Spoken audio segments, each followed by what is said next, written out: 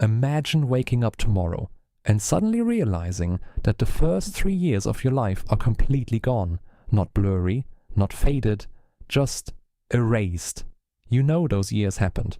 You had a name, you laughed, you cried, you learned to walk, you recognized your parents. But if someone asked you, what were you doing on your first birthday? Your mind goes completely blank. How is that even possible? How can your brain remember a random embarrassing moment from school, but completely forget the years when your entire life began? Did your brain delete those memories? Or are they still hiding somewhere inside your head? This mystery has confused scientists for over 100 years. And the strange part is, it doesn't happen to just a few people. It happens to almost every human being on Earth, no matter where you were born, what language you speak, or how intelligent you are. Almost nobody can remember being a baby. Scientists even have a name for this phenomenon, childhood amnesia. But here's where things become really strange. Babies clearly remember things. If they didn't, how would they recognize their mother's face?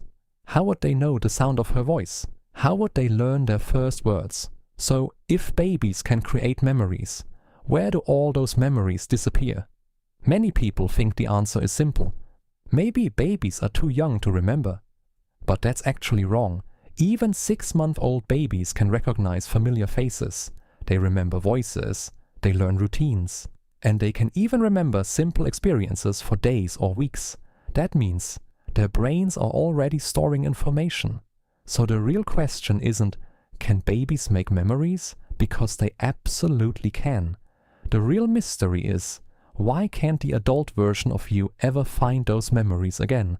And the answer starts deep inside one of the most important parts of your brain, the hippocampus. Cliffhanger. But here's the twist. Your hippocampus isn't broken. In fact, it's doing exactly what it's supposed to do. And strangely enough, the reason you forgot your childhood might be the exact reason you're able to remember anything today. So, what exactly is the hippocampus?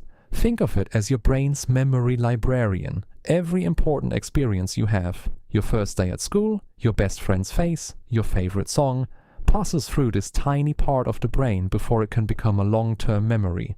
But here's the catch. When you were a baby, this memory system was still under construction. It wasn't fully developed yet. Imagine trying to save thousands of photos on a phone that's still installing its operating system. Some files get stored, some get moved, and many become impossible to find later. That's exactly what scientists believe happens inside a baby's brain. But here's something even more surprising. Babies' brains create millions of new neural connections at an incredible speed. In the first few years of life, your brain is changing faster than it ever will again. And because it's changing so rapidly, the pathways connected to many early memories get reorganized. The memories may not be completely erased, but the adult brain can no longer access them the way it accesses later memories. It's like having a key, but the lock has been replaced. There's another reason. Language. Before you learned words like happy, scared, birthday, or home, your brain experienced life mostly through sights, sounds, smells, and emotions. But as you grew up, your memories became organized through language and storytelling. That's why you can easily remember your first day of school, but not your first steps. Not because your first steps weren't important, but because your brain hadn't yet learned how to save experiences in the same way it does today. So, are your baby memories really gone forever? Maybe not. Some scientists believe they still leave traces inside your brain. Those early experiences help shape your emotions, your personality, and even the way you bond with other people, even if you can never consciously remember them. In a way, the person you are today was built by memories you'll never be able to see. So the greatest mystery isn't that you forgot your childhood. It's that your forgotten childhood may have quietly shaped your entire life. And maybe some of the most important memories you'll ever have are the ones you'll never remember.